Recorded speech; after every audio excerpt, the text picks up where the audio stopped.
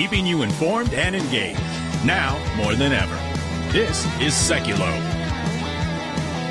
We want to hear from you. Share and post your comments or call 1-800-684-3110. And now your host, Logan Sekulow. Welcome to Sekulow. We got a great show lined up for you today. You're going to hear from Rick Grinnell. You're going to hear from Mike Pompeo. We're going to discuss a lot of things happening in the world of the ACLJ. But mainly we're going to talk about that 14th Amendment issue that you have heard about over and over on our broadcast. And there's a reason, because we believe it is one of the biggest threats to voters' rights, to Constitution in our existence. And we need you. We're trying to hit 100,000 people to sign our new petition at ACLJ.org. I'm going to get you the most updated number right now so I can tell you where we're at, tell you how many of you need to join in so we can hit that goal of 100,000 people. We are currently sitting at over 96,200 signatures right now and growing. I need you to join in, take us over 100,000. We're marching to 100,000 today, and we need your support. All you got to do is go to ACLJ.org. This 14th Amendment case, we've discussed it. We filed a motion to dismiss all of these and to try to get them thrown out, because essentially, Will, what it's saying, if you're not aware, it is saying that you do not, it is not 100% necessary to have President Trump on the ballot because they believe he has been disqualified for things he hasn't even been convicted of. That's right. The left, in their attempt with these lawsuits that they're going across the country with, is to try to take President Trump off the ballot. But what it does is it goes further than that. That's why we think this is such a threat, is because it takes the voters' voice away. It takes your right to vote for the candidate of your choice away because they decide that something happened, because they wish that Trump had done something that would disqualify him, instead of letting the voters decide, letting them go to the ballot in the primary and pick their candidate for their party that they want to vote for in the general election. That's right. We're fighting for your right to vote for who you want to vote for, and we can only do this because of you. So go to ACLJ.org and sign that petition. We want to get to 100,000. We're less than 4,000 at this point away. It is climbing rapidly. So I want to say I appreciate all of you who are joining us right now. I know many of you got an email this morning about it, so we are seeing those numbers grow and grow. So please go to ACLJ.org. You can support the work financially if you have already signed the petition, but sign the petition. That's really what we're pushing for today. We obviously hear big fundraising days, and we want those. We obviously appreciate all the support financially you can give, but we want to march towards 100,000. We want to hit that today. So do that at ACLJ.org. Again, in our show, we're going to talk with our client in Oklahoma, who's going to give you a bit of a bigger view, or a more specific view, actually, of what's going on in their state with voters' rights. Yeah, that's right. The client in Oklahoma is actually the chair of the state party there, as well as a state senator. Yep. But he's going to really give insight on why it matters to individual voters, because what's happening there is that the people filing these lawsuits to get President Trump off the ballot are trying to take away the individual voter's voice. Yeah, we're also going to divert a little bit, talk about what's going on in the Homeland Security situation, some disturbing news coming out of that. We're going to talk with Rick Grinnell. Obviously, you know Rick is on the show every week. He's going to be on the broadcast a little bit later, followed up by Mike Pompeo, Secretary of State. Obviously, Mike Pompeo. He's going to be talking about Iran's threat at the UN. Obviously, we just came off the UN, so you're going to hear all about that. But again, as we head into our next segment, into the full hour, you're going to hear from my brother as well and our whole team. You can find out more, and you can sign that petition at ACLJ.org. Just since I've been talking to you right now, we've had 300 or 400 of you already hop on. So it was at 96,200-ish. Now we're over 96,400-ish. So that's awesome. And maybe it's even grown since you've heard this. That's just what it is. I really appreciate it. I want you to do that today. Go to ACLJ.org. Support the work. Make sure you're sharing all of our content. That's another great way, beyond just financially supporting. Signing petitions, sharing content. That's probably number one, number two things you can do to get involved. And obviously, pray for us. We appreciate that, too. We appreciate all the prayers. And we now send out this sort of Sunday email you get that talks about how you can be praying for us. And look, we've seen some amazing things happen in just the last few weeks. We've seen some of the biggest days in the history of the ACLJ, and that is because of you. We, again, really appreciate it, and I'm going to encourage you one more time. Head over to ACLJ.org. Not only make a donation, not only check out the incredible free content, but I'm asking for one big thing today, and that is to sign that petition. You'll see it. It says Stop the Left's Disqualification Plot. You put in your name, your email address, your zip code. Boom. You're taken care of. I appreciate it. We'll be right back with more on Sekulow. When we see something When we hear something, when we're concerned about an issue, we don't just talk about it. We do something about it. And that goes to our Government Accountability Project. If we allow leaders in Washington, D.C. to make decisions behind closed doors, unaccountable to the people, then we are going to get skewed and corrupt decisions. There are lots of other places that do lots of important work for America, but the ACLJ has taken up a lane which is irreplaceable. The Freedom of Information Act, that's a statute that allows us to get information from the government. Starts with a letter from our offices in Washington to these agencies. And it says, give us this information on these topics. And generally, they don't. And then we go to court. We go through a series of lengthy negotiations back and forth about what they'll give or what they won't give. We may get tons of information that's redacted, and we have to then go back and say, you redacted too much. We can't really find out what you're giving us because it makes no sense. So it goes through a process of litigation. That is how you get information, and that office is going to be more active now more than ever. The ACLJ has been extremely active in vigorously seeking to hold these bureaucrats accountable. We have filed hundreds of FOIA requests. We have received over 20,000 pages of documents in our litigation. Holding them accountable, holding the Biden administration accountable so that all Americans are able to have faith in their government. We will up our efforts. We will not stop. You're finding a nugget in a gold mine. Occasionally you'll come up with something that is really a bombshell, but you have to persist in doing it, and that's what we do. That's a little bit of what we do through our Office of Government Accountability, and of course that comes under our Office of Government Affairs. So your support of the ACLJ supports all of that.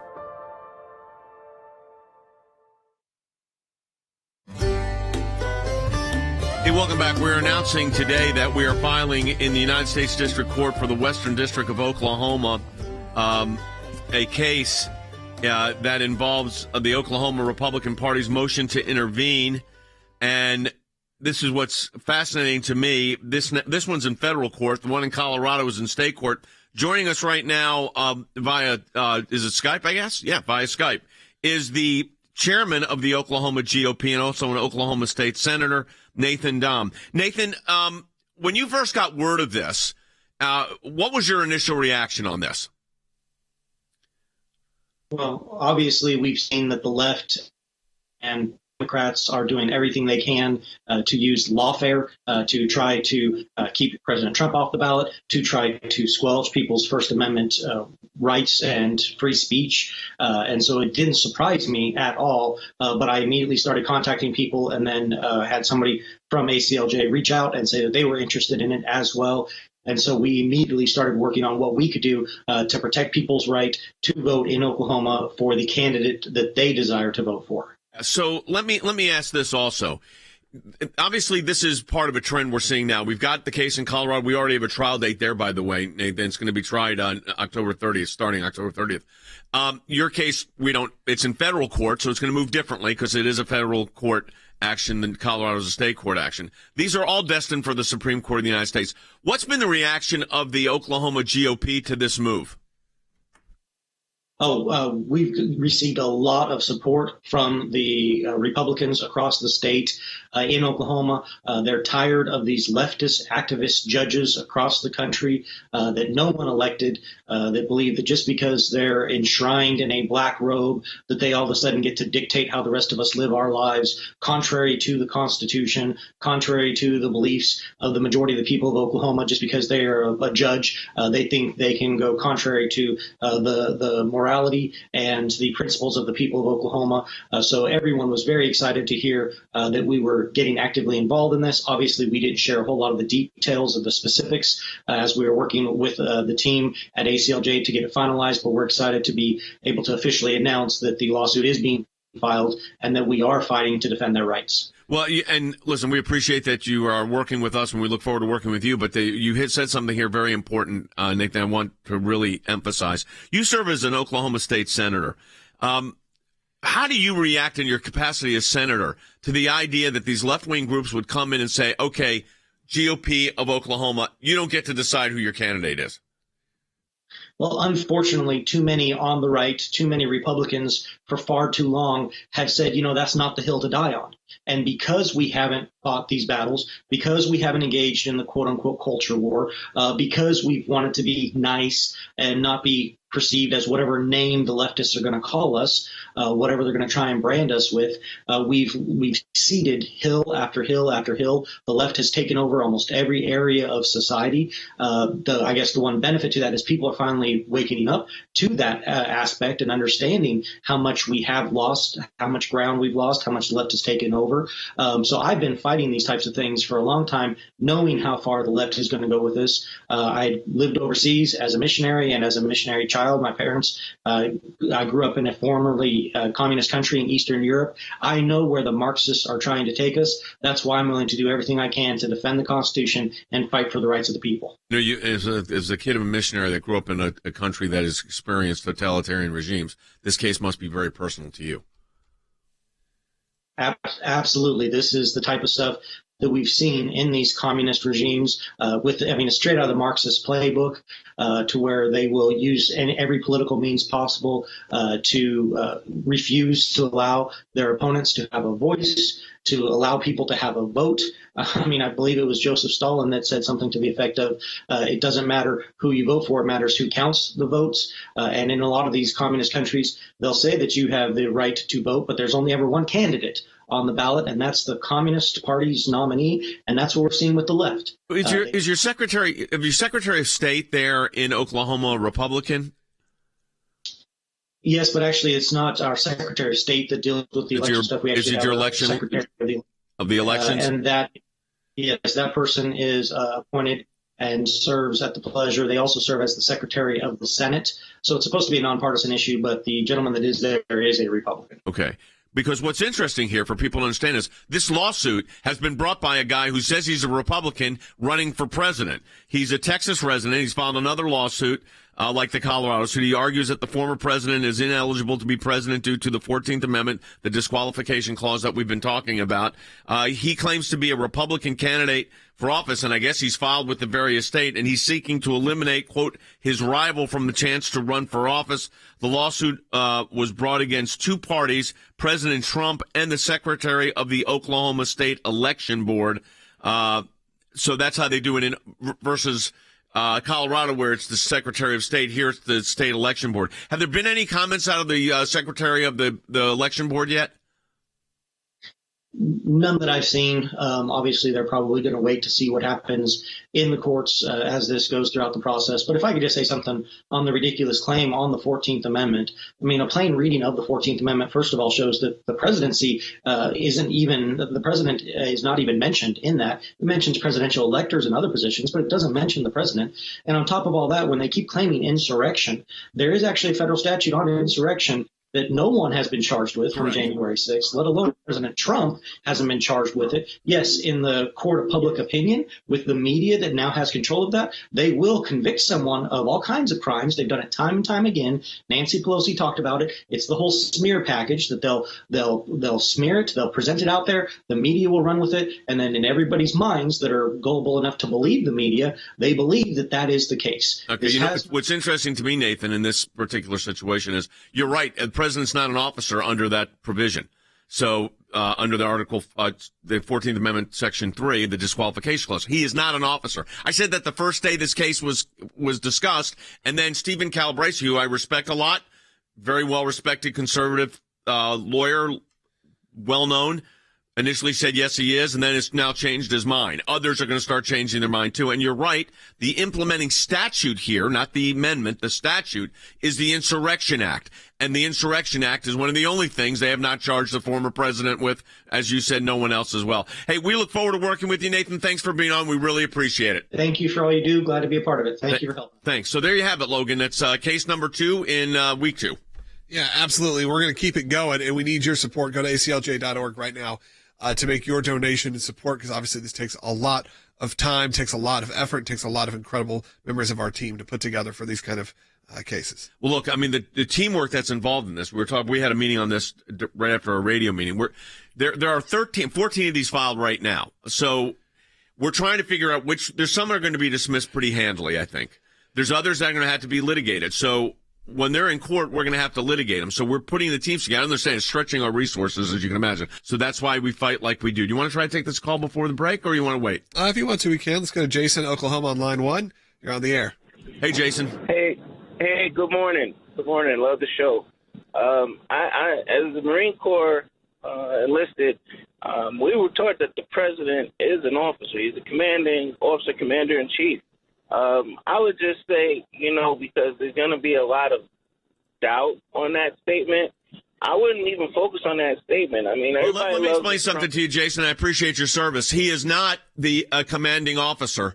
He's the commander-in-chief. He is not an officer of the United States Army. He is constitutionally the commander-in-chief. He is specifically not an executive officer. The executive officers work for him as president. So he is not subject to, the same thing would be true with the vice president, is not subject to this. And now the conservative scholars are coming around to realizing that. And obviously we're going to have to prove that in court, and I appreciate your service, but I think this is where part of the fallacy of this litigation really is. Absolutely. So the left and many elite law professors have launched an effort, they claim, to save democracy.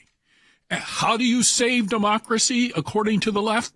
First, you must destroy it. And so one of the things that they're doing is they're trying to prevent President Trump from actually appearing on the ballot, meaning that voters would be deprived of the right to vote potentially for the candidate of their choice.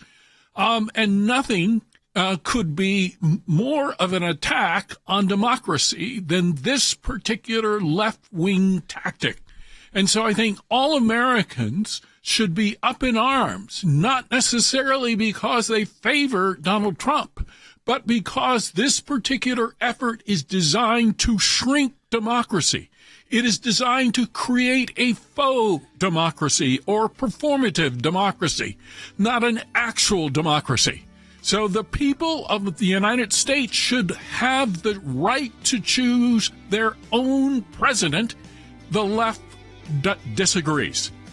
So the complicating factor here, Logan, is right now there are, looks like 16 states have issues, 13 that involve litigation. I mean, it is conceivable that this, and by the way, that now includes North Carolina. So it's conceivable that this spreads through the entire country. And you're talking about a very short window. Like, what is the window? The window is this has to be resolved before the ballots are printed or set up for the computer for the primaries. Latest would be the end of the year? If Iowa was in it, you would have to have it, resolved before the ballots are printed. But the other ones are in February and March. I mean, I think between now and the end of the year, this is our life.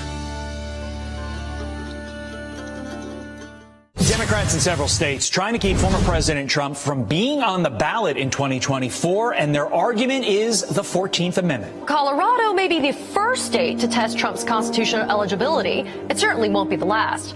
Colorado's Secretary of State Jenna Griswold said she's been talking to other secretaries of state about it, telling Politico we can expect a lot of lawsuits filed on this issue across the nation. We are up to 13 legal actions that have been filed in different states to try and remove President Trump from the ballot. Some are being filed by organizations, some by individuals. This fundamentally goes to your right as a citizen in your state to vote for the candidate of your choice that qualifies. This is a determined effort, the likes of which we haven't seen, and it's something we're all going to have to work our tails off to make sure it doesn't become the dominant political force in America. So it's so important.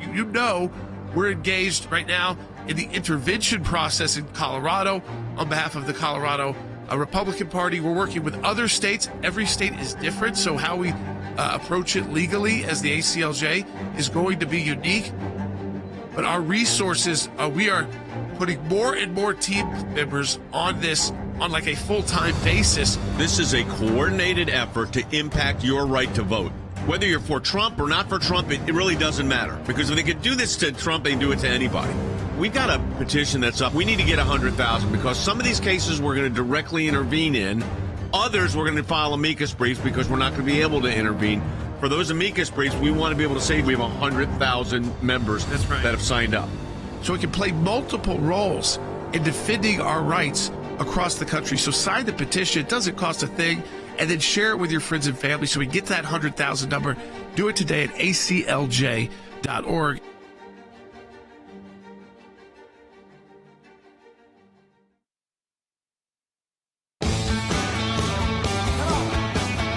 Welcome back to Sekulow. We are going to take your calls at 1-800-684-3110 coming up in the next segment. So get in line right now. A lot of you called in, but there are still some lines open. So as we're announcing, Oklahoma is the latest case we are filing a motion to intervene in.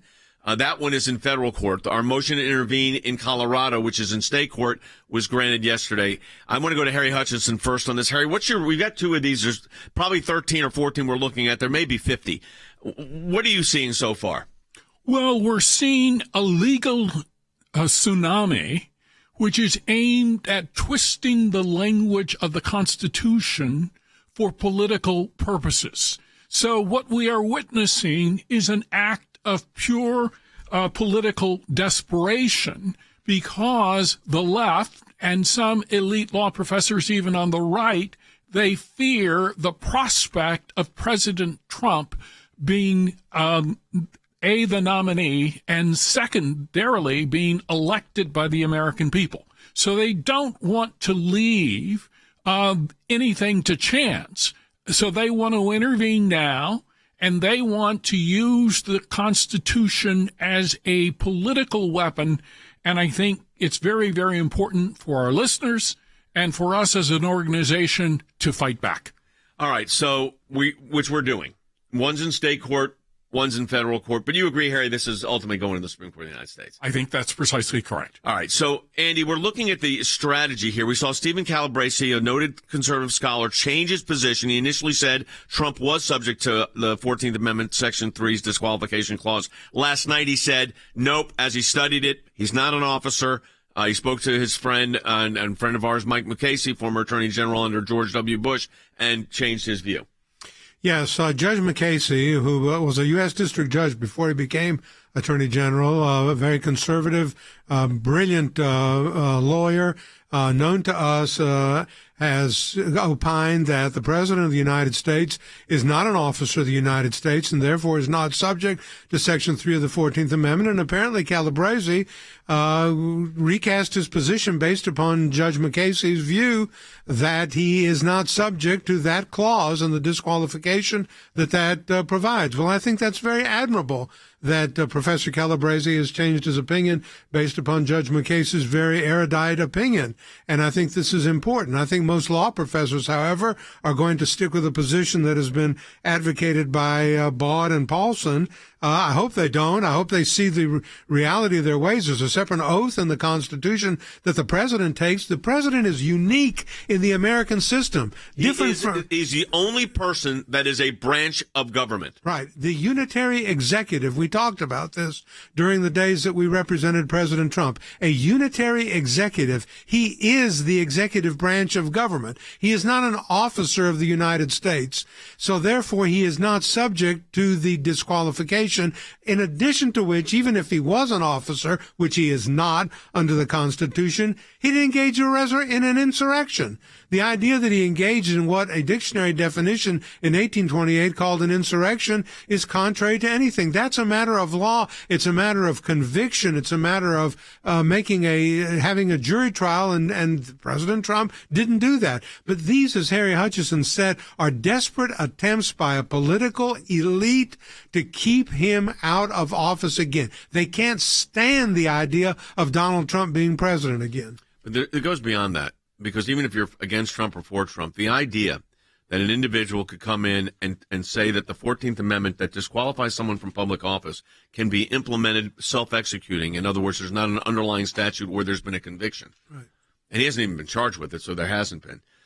Logan should send shockwaves through everybody. My question is, do the American people, and I think our members do, understand how significant of a threat to liberty this is? I don't know if the people on the other side care. I mean, I think that's just the truth. It's whatever can be done to stop President Trump. It doesn't matter if laws are broken, if things are changed, or if it could really backfire on them on future elections. It doesn't matter because there's one goal, and that goal is to stop Trump regardless of how it impacts the constitutional freedoms of Americans. So I think that's the main thing, is that you have people on the other side of the aisle, if you will, who are not thinking logically about this. They don't care. It's all specifically focused on one person, one man, not about the standard that it could set. The same happened with impeachment. Yeah, and you're right. And the question, though, is going to become, I think, as this thing expands, and it already is. You've got 14 states. It goes to 50 states. Somewhere along the way, I'm going to be an optimist. Somewhere along the way, though, some state election official or Secretary of State is going to say, yeah, I'm going to disqualify. In fact, the Secretary of State of Colorado, who's a defendant, opposed our intervention. If she really was a defendant and did not want to be compelled to do this, she would have welcomed the intervention. By the way, the court overruled that and said we have the right to intervene. But somewhere along the way, we're going to run into one, Harry.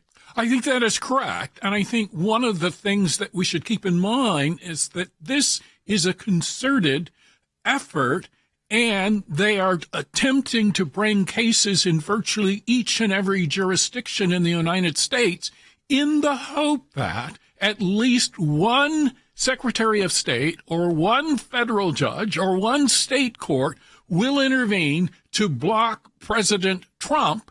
And then that particular case may then move forward to a higher level, ultimately to be decided by the United States Supreme Court. And so I think we should keep in mind that there is not a legal case to be made here. It is a political case, which they are then twisting into a legal case in order to preclude President Trump from running for office again. All right, let's go ahead and take a phone call. Let's go to Joe in New York on line 3. Joe, welcome. You're on the air. Thank you for taking my question. God bless you all and your families and the ACLJ for everything you do. Thank you. Could the Biden administration be held responsible for violating the 14th Amendment with the current Iran deal of $6 billion being released to Iran with the prisoner swap? No, because we don't believe that the president is an officer subject to the 14th Amendment disqualification clause, and that would be preventing him from running for re-election. No, we don't. I don't. Because it's good for if our position is it doesn't apply to president, it doesn't apply to any president. And that's the way it should be constitutionally, Andy. Yes, that's correct. The way that you rectify what you see happening in Iran, money for these prisoners, is the election. Yeah. It's the electoral process. But get him out of office. Candidates are on the ballot. Yes, and you make sure that the candidate that is on the ballot is one that you want to vote for, and not some Secretary of State making the decision for you as to who you can vote for. That's not the way we do it in the United States. My great fear in all this, Logan, is there's going to be someone along the way that's going to do this without litigation. They're just going to say, I think I have the authority. It's self-executing. I'm going to do it. Now, whether or not they're going to do that or not, I don't know. But we're going to be involved in these, as many as we can be involved in. And, folks, that is where you come in. Yesterday, we had the win in Colorado where a motion to intervene was granted, which means we're participating in this historic 14th Amendment case. Now we're representing the Oklahoma Republican Committee in a similar case. That one's in federal court. The left is trying to keep a conservative candidate that they don't want on the list. We know who it is, Donald Trump, off the ballots. They want to do that nationwide. We have a new blog up at ACLJ.org. There are right now 14 cases nationwide. We are hearing more are coming. We're fighting for your right to vote. And yesterday we saw at least our procedural win. We can only do this because of you. So go to ACLJ.org, sign that petition. We're about 23,000 away from getting to the 100,000 we need, and support the work of the ACLJ as well. Remember, it's one thing that's very clear here. The left doesn't want to face Donald Trump at the ballot box. That's become clear. So they want him off the ballot. Now they're using the 14th Amendment to try to do that. So to keep this from happening, we are fighting. Reports now are 16 states. 16 states have lawsuits or legal action. We're taking action too. ACLJ.org. That's ACLJ.org.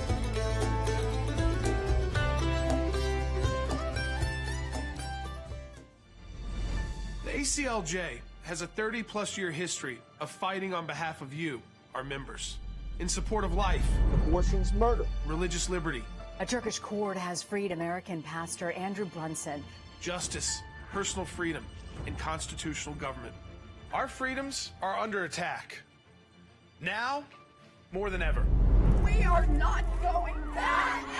Abortion is okay. Yet another week of violence. They use their power and influence to push deeply un-American causes that threaten to destroy our country. Abortion on demand, socialism, inflation, cancel culture, weakness in the face of our adversaries. We owe it to our kids and grandkids to defend the things that make this country great. It's time to take the gloves off and uphold American values. Go to acljaction.org to learn more.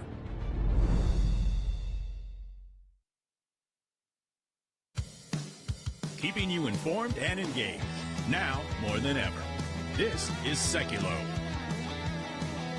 We want to hear from you. Share and post your comments or call 1-800-684-3110. And now your host, Logan Sekulow. Welcome to Sekulow. We got a great show lined up for you today. You're going to hear from Rick Grinnell. You're going to hear from Mike Pompeo. We're going to discuss a lot of things happening in the world of the ACLJ.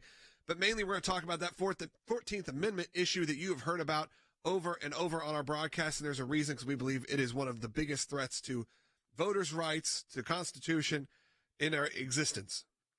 And we need you. We're trying to hit 100,000 people to sign our new petition at ACLJ.org. I'm going to get you the most updated number right now so I can tell you where we're at, tell you how many of you need to join in so we can hit that goal of 100,000 people. We are currently sitting at over 96,200 signatures right now and growing.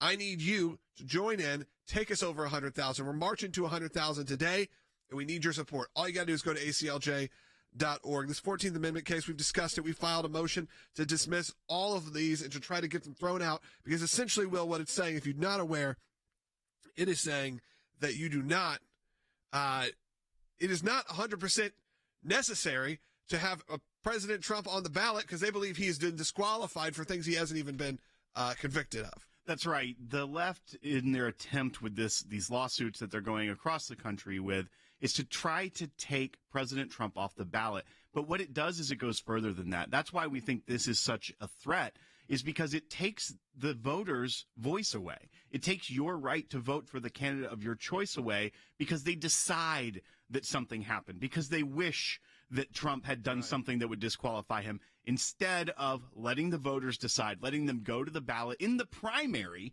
and pick their candidate for their party that they want to vote for in the general election. That's right. We're fighting for your right to vote for who you want to vote for, and we can only do this because of you. So go to ACLJ.org and sign that petition. We want to get to 100,000. We're less than 4,000 at this point away. It is climbing rapidly. So I want to say I appreciate all of you who are joining us right now. I know many of you got an email this morning about it, so we are seeing those numbers grow and grow. So please go to ACLJ.org. You can support the work financially if you have already signed the petition, but sign the petition. That's really what we're pushing for today. We obviously hear big fundraising days, and we want those. We obviously appreciate all the support financially you can give, but we want to march towards 100,000. We want to hit that today. So do that at ACLJ.org. Again, in our show, we're going to talk with our client in Oklahoma, who's going to give you a bit of a bigger view, or a more specific view, actually, of what's going on in their state with voters' rights. Yeah, that's right. The client in Oklahoma is actually the chair of the state party there, as well as a state senator. Yeah. But he's going to really give insight on why it matters to individual voters, because what's happening there is that the people filing these lawsuits to get President Trump off the ballot are trying to take away the individual voter's voice. Yeah, we're also going to divert a little bit, talk about what's going on in the Homeland Security situation, some disturbing news coming out of that. We're going to talk with Rick Grinnell. Obviously, you know Rick is on the show every week. He's going to be on the broadcast a little bit later, followed up by Mike Pompeo, Secretary of State. Obviously, Mike Pompeo. He's going to be talking about Iran's threat at the UN. Obviously, we just came off the UN, so you're going to hear all about that. But again, as we head into our next segment, into the full hour, you're going to hear from my brother as well and our whole team. You can find out more, and you can sign that petition at ACLJ.org. Just since I've been talking to you right now, we've had 300 or 400 of you already hop on. So it was at 96,200-ish. Now we're over 96,400-ish. So that's awesome. And maybe it's even grown since you've heard this. That's just what it is. I really appreciate it. I want you to do that today. Go to ACLJ.org. Support the work. Make sure you're sharing all of our content. That's another great way, beyond just financially supporting. Signing petitions, sharing content. That's probably number one. Number two, things you can do to get involved. And obviously, pray for us. We appreciate that, too. We appreciate all the prayers. And we now send out this sort of Sunday email you get that talks about how you can be praying for us. And look, we've seen some amazing things happen in just the last few weeks. We've seen some of the biggest days in the history of the ACLJ, and that is because of you. We, again, really appreciate it. And I'm going to encourage you one more time. Head over to ACLJ.org. not only make a donation, not only check out the incredible free content, but I'm asking for one big thing today, and that is to sign that petition. You'll see it. It says Stop the Left's Disqualification Plot. You should put in your name, your email address, your zip code. Boom. You're taken care of. I appreciate it. We'll be right back with more on Sekulow.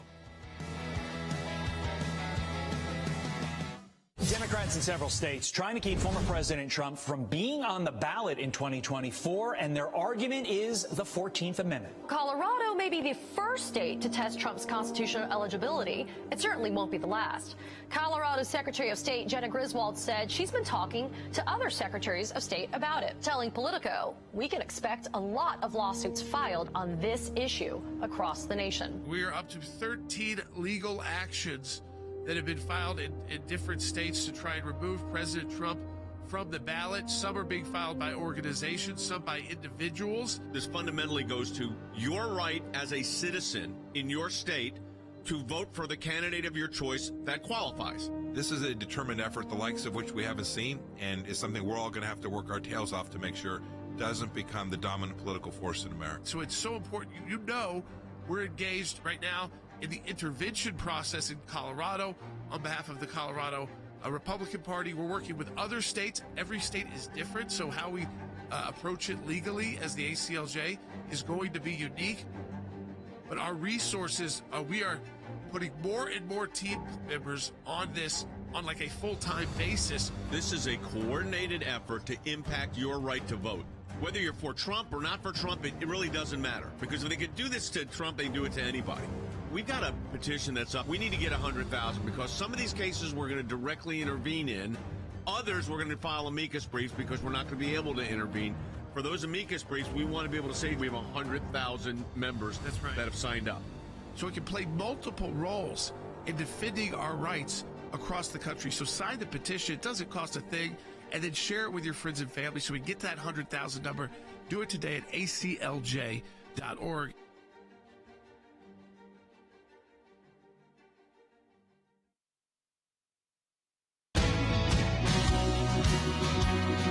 Welcome back to Sekulow. We are joined by Senior Advisor for National Security and Foreign Policy, Rick Grinnell. Rick, our topic today, we are really talking about this morning.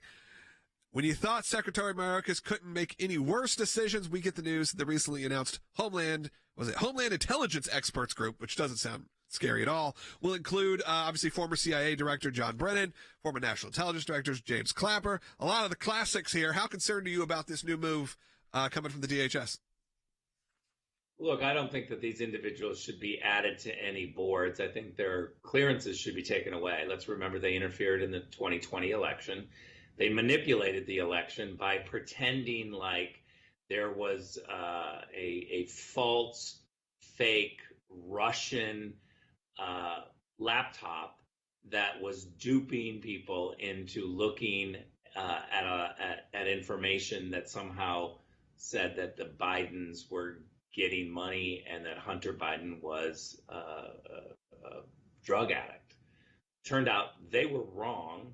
The laptop was real, but we should never excuse the fact that they and 49 others, 51 total intelligence officials, 3 weeks before the 2020 election tried to dupe the American people by saying, don't look at this. Don't look at this laptop because it's not true. Don't consider it for your vote.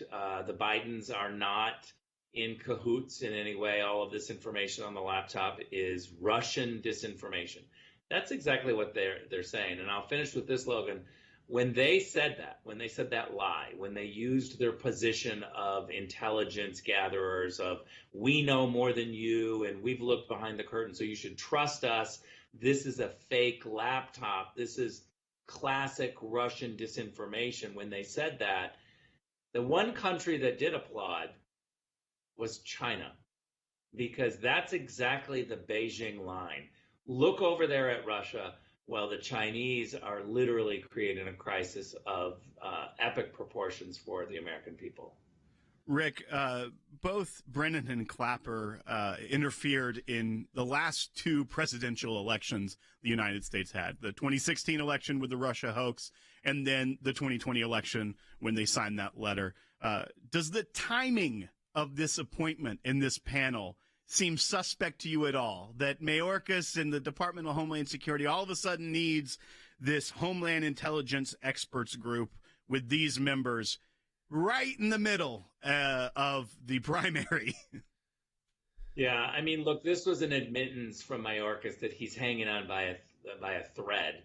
The politics of this means that he was very nervous about getting indicted, and so what he has to do is surround himself with a whole bunch of partisan Democrats so that when Republicans come after him, he can say, look, they're just coming at me because of politics. So it's a classic move in Washington.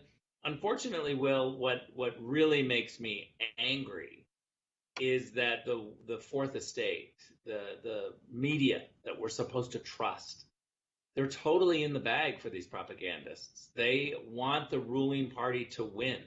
And so the media are not going to push back. And what that means is that other cabinet officials, other Democrats are going to up the ante. Next time they're in trouble, they're going to do the same thing. It's going to get worse because there's no pushback from the media.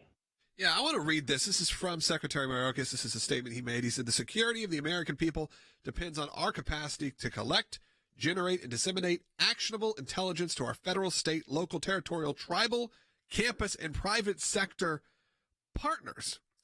And I have a question for you, Rick. Is like, what does that tell you about the goal of this panel, especially when you start hearing words like campus and private sector partners? That's pretty, that's got a little bit alarming. Yeah, very alarming. I hate the private sector partners for the intelligence community. First of all, if you do have partnerships, you shouldn't talk about it. That's the first. And second of all, we should all be suspect of partnerships with the intel community because it's gotten out of hand. We used to traditionally be able to have partners that stuck to just the goals of providing actionable intelligence. But now we have this whole partisan, rant from Fortune 500 companies. And then you add in their campuses, universities, very, very troubling. Yeah, and I don't really love hearing those words, Will, thrown in there when you hear, I mean, obviously, It's almost up for interpretation, but if we can interpret it the way we think it means, that's not good. Well, and we know the moves that they made just months ago with the Disinformation Governance Board, where they were trying to get involved with the speech of Americans. And now you have former spy chiefs that Department of Homeland Security is putting on this intelligence experts group. It begs the question, do you think this will be used as an excuse to further spy on Americans? We know that they do spy on Americans. We have FOIA requests out about that, trying to get to the bottom of that. But, Rick, do you think that this is cover for more bad action by this department? Yeah, it's totally cover for them, and they're using the reputation of former spy officials, former intelligence officials, and that's what's sad to me. I mean, look, this is all a swampy Washington, D.C. Strategy. I, as a former acting director of national intelligence, came to the Tennessee-based ACLJ. One of the reasons I love the ACLJ is that not only do we do good work, but we're not located in the swamp. We don't have people who live, breathe, have their kids go to school and go to church with, all of the bureaucrats who depend on a big Washington, D.C. with a big budget. One of the things that I keep saying is we've got to stop asking those people who live in Washington, D.C.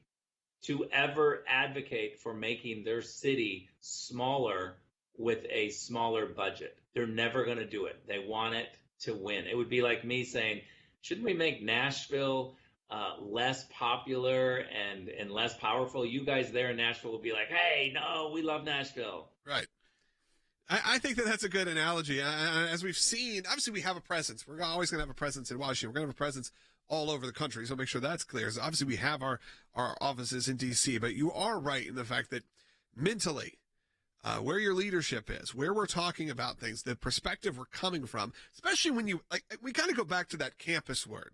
You know what? One of the biggest things that's scary, I think, for the Democrats coming up and the more liberal left, the more hardcore liberal left, is that from what I've seen in my personal life and my friends who have kids that are high school age, coming out of high school now, is they are not the generation of what just came up. They are now the antithesis of that. When you have songs like Your Richmond, North of Richmond, you look at the people that are there. We watched a video last night and you see that those are mostly 17-year-olds that are there, 17 to 20 college-age kids. You go, what's happening in this country? And it is a rebuke of what they had to grow up in. Right. And that obviously happens. The pendulum swings. It swung in the 60s, swung in the 70s to disco, 80s came back roaring with Reagan. This happens back and forth, and they're scared. And what they're going to be able to do is if they can actually have the right to go into these campuses and stop sort of the move in society before it gets going.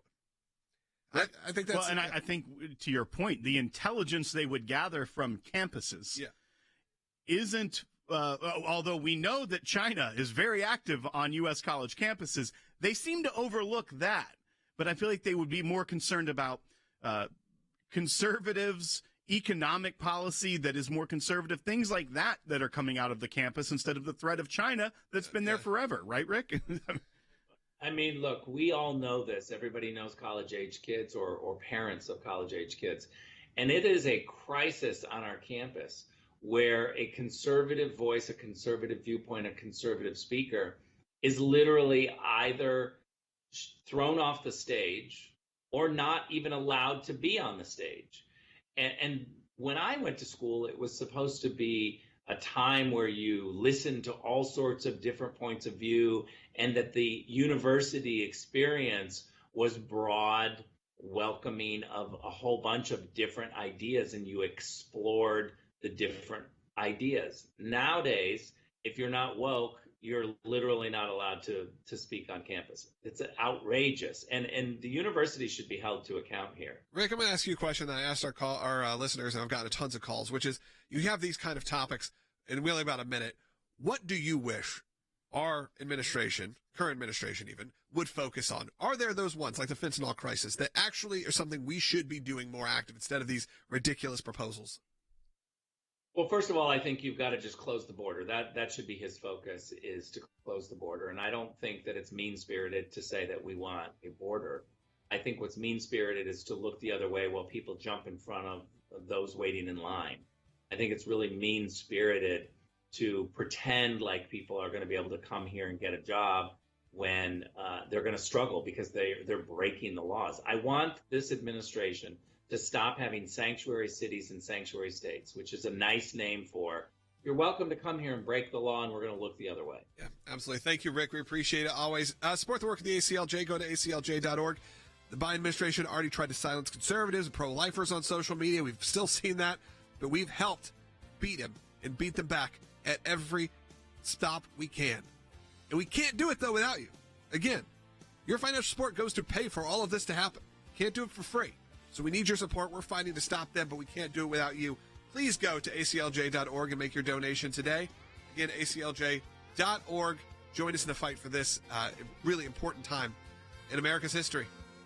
Phone lines are jammed right now. Hey, one just opened up. This is your opportunity. 1-800-684-3110. We'll be right back taking your calls on Sekulow.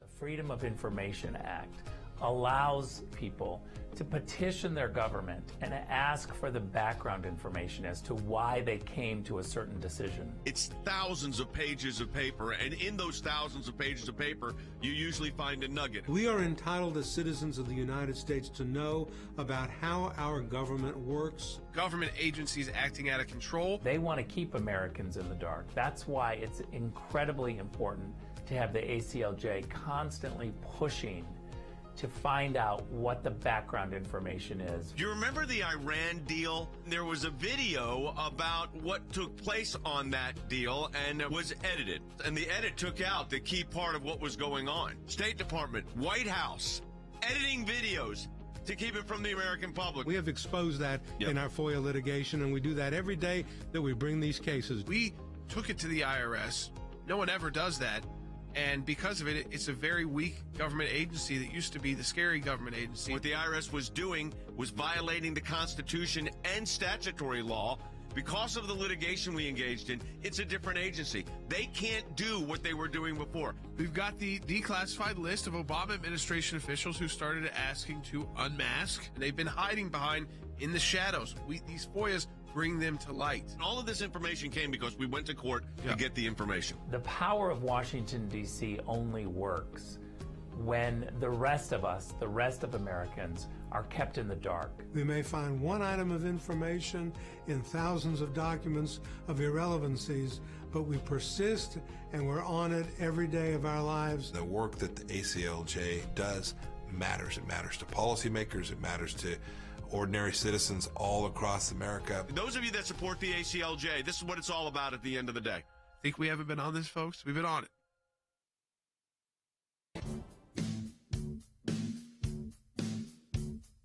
It's great to be joined now by former Secretary of State Advisor to the ACLJ, former Secretary of State Mike Pompeo, who I got to see in New York earlier this week while the UN General Assembly was going on. I want to ask him about something that happened at the UN General Assembly. Let's play it, Will. This is the president of Iran addressing the United Nations in New York. Take a listen. But the Islamic Republic of Iran, through the use of all tools and capacities in order to bring to justice the perpetrators and all those who had a hand in this government-sanctioned act of terror, will not sit until that is done. The blood of the oppressed will not be forgotten, and the robes of the guilty will bring them to justice. Secretary Pompeo, I don't like to make a joke of this or to smile about some of this rhetoric that is actually used in the in the United States when we hear that even in translation. But he's talking about you. He's talking about people like you in the Trump administration who they believe were responsible for making the call and suggesting to President Trump to take out Qasem Soleimani, the head of the Quds Force, the Revolutionary Guard. No, that's right. I must say, you and I were both there in New York. We were less than a mile from where he was uttering those words. The United States had just given him $6 billion. He then proceeded to threaten me and the others with our lives, all the while being protected by Secret Service from the United States of America. It is mind-numbing bad U.S. policy to have permitted each of those things to have happened. As for him, this guy's a bad guy. He's known as the Butcher of Tehran. He killed thousands and thousands of Iranians. He was also responsible for the death of many American soldiers, sailors, airmen, and Marines in the Middle East. He is a terrorist. So was General Soleimani, who we took a legitimate strike on, President Trump's direction. We did the right thing. I am very confident that we saved American lives. And to allow him to come abuse the United Nations and abuse the United States in this way is truly tragic and bad policy. Not just me, not just the other government officials, but these folks are working to kill other Americans as well. And to be negotiating with them to give them space to create a nuclear weapons program is just ridiculous. And I feel like they love this time in New York, Secretary Pompeo, when they get the protection of the Secret Service, they get the protection of the United Nations, they get to get up, even after the $6 billion, even after this deal made by the Biden administration, and spew their hate and spew their terror and spew their rhetoric, and know that here in the United States, they will be protected. That it's more dangerous mostly for them usually at home than it is abroad in New York. And that's just the bottom line truth. But there's this kind of interplay. And I want to ask you about that, where it's like, where does the U.S. have to kind of put their foot down with the UN and say this can't be a platform for this kind of rhetoric? Well, Jordan, look, it's a privilege that we have the UN here in the United States. We have amazing freedoms, and I'm glad for that. But this guy broke the law. This guy is in violation of U.S. law, and we have every right. The State Department had every right to deny him a visa to travel here. We don't have to let everyone in just because the UN is here. And so, it was a mistake. It was a mistake to allow him to come do that. I will say this, too. The United States didn't even put out a statement after this in a serious way, saying, no, what he said was outrageous and wrong. No one at the UN said he abused the platform that we provided him to threaten American officials. They just sat there and took it, and it's kind of just a little bit of a joke. And then he'll go back to his country a hero and with more power than he had when he left there. Yeah, act like he's a tough guy by uttering these words. But as you remind people, what people in Iran won't see is that the reason he can utter those words with such confidence on that stage is because he's being protected by Americans. And being protected by UN staff so that nothing happens to him.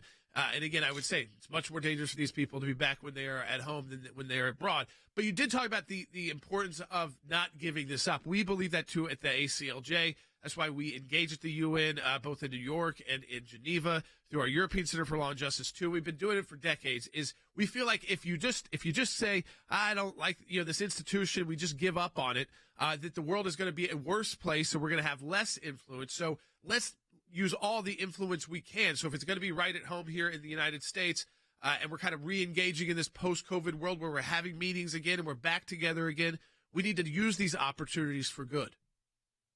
Jordan, you have this absolutely right. We have the ability. America's moral force in the world has the ability and capacity, when America is led properly, to do precisely that, to shape the conversations at the United Nations. Look, the United Nations has all kinds of shortcomings. The ACLJ has absolutely made it better and has stayed engaged there at the International Criminal Court, all the other elements of the international space where America's leadership can matter and make lives better for every American and people all across the world. We can't simply throw up our hands. We have to stay at it. And I regret only that this year we engaged at the UN, but we did so from a position of weakness. Yeah, it does feel that way when people see those kind of comments and they realize, they say, how is this happening? He's threatening American blood in a stage right in America and being protected by Americans at the time. Now, I do want to go to something more positive. Prime Minister Netanyahu of Israel unveiled a vision for a new Middle East at the UN, and we know that the Biden administration has been pushing against this and these positive moves that were happening under the Trump administration as your time as Secretary of State. But he announced the governments of India, Israel, the UAE, and the United States, a new joint space venture. I mean, those sounds like that will play into a U.S. effort. I mean, it's there for the taking to create more peace in the Middle East. I want to give the Biden administration credit. The agreements that were announced a couple of weeks back in India, connecting India and Europe through the Middle East and through Israel, are really good things. But that's just an announcement. That's just a press release. They now need to go execute against it. And the policies that the United States has put in place have made that more difficult. Not producing our own energy, not isolating the Iranian regime, not being connected deeply to Israel, understanding its centrality to the region, calling the Kingdom of Saudi Arabia, calling its leader a pariah. Those are things that make those kind of agreements really difficult to implement. And so while the top line was good, everything else the Biden administration has done has made that even more difficult. We need to promote peace and prosperity in the Middle East for our own benefit. You can't do it while you're abandoning our friends and allies in the region. Yeah, I think people, too, on the issue with Ukraine, this is bubbling up with Congress and the funding, and where people are saying, listen, it's not that we don't think that we're on the right side here, but they ask the administration, do you see what is like an endpoint for you? And Kirby gets up and says, well, there's no U.S. troops involved, so we don't really need an endpoint. But when Americans see that it's hundreds of millions of dollars being spent, they do want an endpoint. Their inflation is up, the gas prices are up, and that is directly related to what's happening in this war between Ukraine and Russia. It's affecting Europe's economy as well. So if we're going to fund it, I mean, we do want to see an end to it. It's not a good answer to say, well, we've kept U.S. troops out of it, but we're using your dollars and we don't need to give you an answer. It's important that U.S. troops aren't involved. That's absolutely true, but it is completely insufficient. You have that right, Jordan. President Biden still now, a year and a half, almost 2 years on, still hasn't explained to the American people why it matters. I believe that it does. I've articulated why I think it matters to every American that we help the Ukrainians win this and defeat Vladimir Putin. I know what the definition of that ought to look like. President Biden needs to articulate that and explain it. It is a lot of money that's being spent. We are leading the effort there. The Europeans need to do more. I hope that they will. But in the end, I do believe this is the right thing. We simply have to explain what it is we're trying to achieve, how it is we intend to achieve it, and what that endpoint looks like exactly. To say, gosh, we don't need an endpoint is a recipe for American failure. One thing that we are sure of is we're going to have an election. And what we at the ACLJ want to make sure is that you get to choose who you want to be your nominee for president. And that you're not going to let unelected judges and these individuals file things and say, you can't have this person on the ballot. You can't vote for them in the primary. So we're fighting in Colorado, in Oklahoma. We are fighting now in West Virginia. We can announce that. There are more states to announce as well. Go to aclj.org and support our work to defend your right to vote. That's at aclj.org.